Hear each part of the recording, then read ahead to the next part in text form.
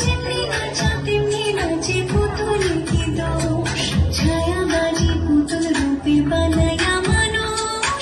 যেমনি নাচা তেমনি নাচে পুতুলের কি দোষ, যেমনি নাচাও তেমনি নাচি, যেমনি নাচাও তেমনি নাচি। তুমি খাওয়াইলে আমি খাই না, তুমি খাওয়াইলে আমি খাই। যে তো লীলা কিসে